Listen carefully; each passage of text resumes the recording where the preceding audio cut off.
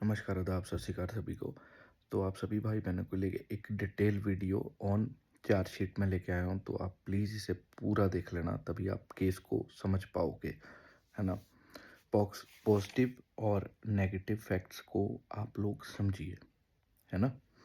तो ब्रीफ में समझना। पहली बात ये, 2 एफआईआर अभी तक वी नाउ पे हुई हैं। वो 2 एफआईआर आपको पता है कब हुई हैं? आधा-अधूरा ज्ञान है सभी लोगों को। वो 2 एफआईआर जो हुई हैं, वो नवंबर में हुई हैं। एक सानेवाल, एक लुधियाना डिस्ट्रिक्ट में, लुधियाना से कहीं और से हुई थी। तो 2 एफआईआर हुई थी, है ना? और आपने उन एफआईआर के स्टेटस पढ़े थे? उन्होंने एफआईआर क्यों की है? सर, उन्होंने एफआईआर इसलिए की थी कि उन लोगों को रेंट नवंबर के महीने नहीं मिला है। और सर, जब पीएमएलए लगा था हमारे ऊपर, तो नवंबर से रेंट किसी को भी नहीं मिला है। अब मेरी बात को समझना। तो वो एफआईआर को लेके भी कई लोगों ने बहुत मुद्दा बनाया, तो वो मुद्दा बनाने का था नहीं, पहली बात, है ना? दूसरी बात, वी नाउ ऐसा केस है इंडिया का, मतलब जो मैं समझ पा रहा हूँ, जो बहुत लंबा डिटेल में थोड़ा निकल गया, खींचा, मतलब कि हो गया। जैसे आप मान के चलो, इस केस में कोई भी मतलब हम जैसे जो एसेट ओनर्स हैं, जो मतलब प्रॉब्लम में है, फिर भी किसी लोगों ने प्यार से, निम्रता से सारी चीज़ें बनाए रखी और इतना विश्वास किया, just because of reputation of सुखी एंड वी नाउ कंपनी।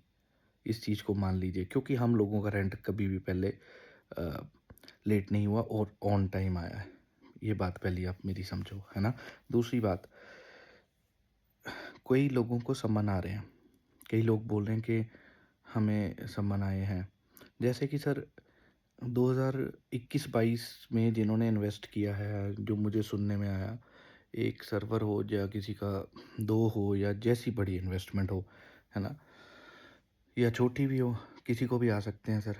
तो उसमें आप पहले ये बात को जानिए, उसमें ईडी क्या कर रही है? सर, ईडी का काम है आपको इन्वेस्टिगेट करना, आपने पैसे कैसे लगाए हैं वो चीज़ को चेक करना।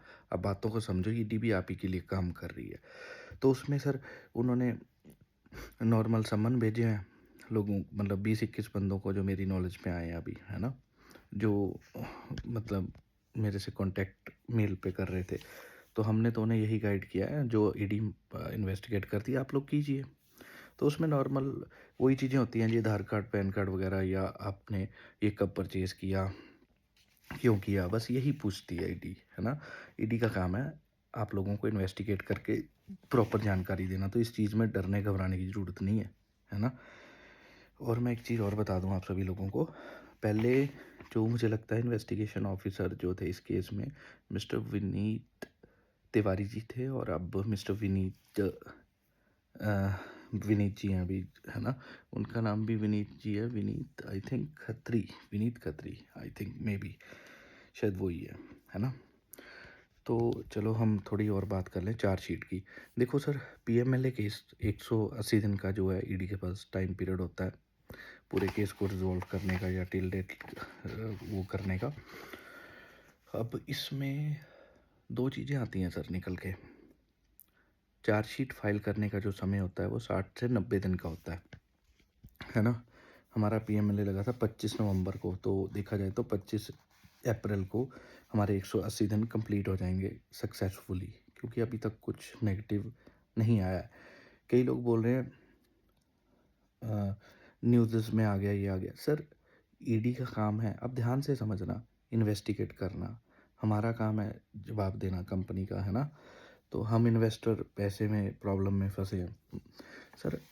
जो रूमर होता है ना, रूमर एक फैलता है ना? हुआ कुछ ना हो, न्यूज़ वालों का काम होता है न्यूज़ देना सर।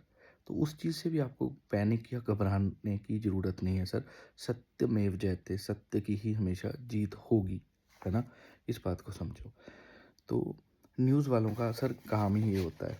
हम तो तब मानेंगे जब ईडी और जज हमें वो स्टेटमेंट देती है। अब मेरी इस बात को पकड़ लो, ठीक है? तो बस अब मैं आगे थोड़ा सा आता हूँ।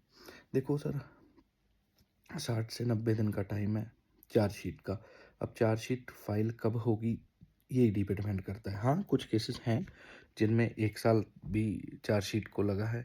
बिल्कुल, हो it depends upon the case, but वैसे 60 से 90 दिन का टाइम होता है, बाकी वो ईडी पे डिपेंड करता है। हाँ, अगर चार्जशीट जब तक फ़िल नहीं होती है, मैंने एक केस 1-2 देखे हैं, तो सुप्रीम कोर्ट से बेल हो जाती है ना? समय ज़रूर लगता है पर बेल हो जाती है, तो हो सकता है हमारे केस में ऑन टाइम जो है सब हो जाए, है ना?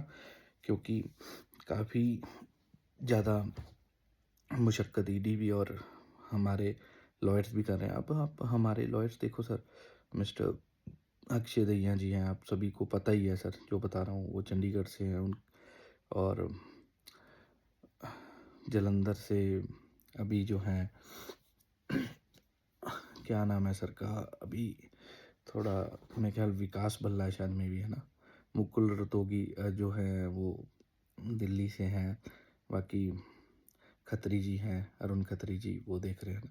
तो इंडिया के टॉप मोस्ट जो अच्छे लॉयर्स हैं वो इस केस को देख रहे हैं और काफ़ी जो है ट्रेंडिंग में भी ये केस चल रहा है इस समय, जो मैं देख रहा हूँ। क्योंकि मुद्दा ये है, जितने इन्वेस्टर हैं सभी डिपेंड थे इसी बिज़नेस के ऊपर, है ना?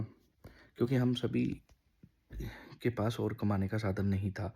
तो ये बात जो है निकल के मतलब आती है कि केस की जो चार्जशीट है वो इस 60 से 90 दिन में होगी, पर वो डिपेंड करता है। बट मेरा जो मानना है ऑन टाइम ही हो जाएगी और जल्दी से जल्दी मुझे लगता है सब अच्छा हो जाएगा।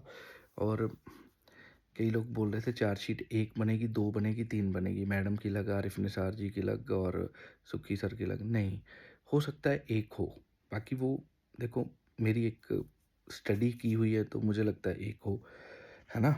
1 ही होती है, मुझे ऐसा लगता है। बट है ना?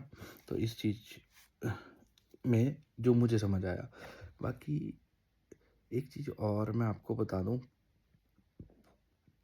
एक ना मेरे पास क्वेरी आती है, मतलब मेल आती है कि इन्वेस्टर का मतलब हम लोगों का जो पैसा लगा है, इतना समय लग गया, इसमें कोई रिलीफ मिले या नहीं मिले। सर उस चीज़ में भी कंपनी ने हर चीज़ करके देखी है, पर जब देखो ईडी टॉप मोस्ट पावर है इंडिया की सर, उसका काम है चीज़ों को रेक्टिफाई करना और चेक करना, सर वो कर सकती है। तो इसमें हम वो चीज़ को नहीं, गवर्नमेंट को चैलेंज नहीं कर सकते। हाई कोर्ट ने भी यही बोला, सुप्रीम कोर्ट ने भी यही बोला, आप मेरी बातों को समझो। तो रूल्स एंड रेगुलेशन के अकॉर्डिंग ही नियम जो है लंबा चलता है और उसके अकॉर्डिंग ही हमें चलना होता है ना? तो यही बात है सर, यही मैंने आप सभी से बात करनी थी। और एक और चीज़ थी, कहते पीएमएलए केस में जो गाड़ियाँ सीज़ हुई हैं या जैसे अकाउंट फ्रीज़ हुए हैं, सर वो टेम्परेरी बेस पे हुए हैं, गाड़ियाँ भी टेम्परेरी बेस पे हैं सर। पर गाड़ियों को में भी यूज़ किया जा सकता है, घर को भी बिल्कुल यूज़ किया जा सकता है, क्योंकि घर में कोई रह भी सकता है, ऐसा नहीं होता। सारी चीज़ें टेम्परेरी बेस पे है, क्योंकि ईडी उन चीज़ों को छानबीन कर रही है। अकाउंट फ्रीज़ हैं, वो अनफ्रीज़ तभी होंगे जब तक ईडी की जो अपनी कार्रवाई है वो पूरी नहीं हो जाती, है ना? बाकी कई बंदे मुझे बार-बार बोल रहे थे कि सुक्खी सर भाग रहे थे।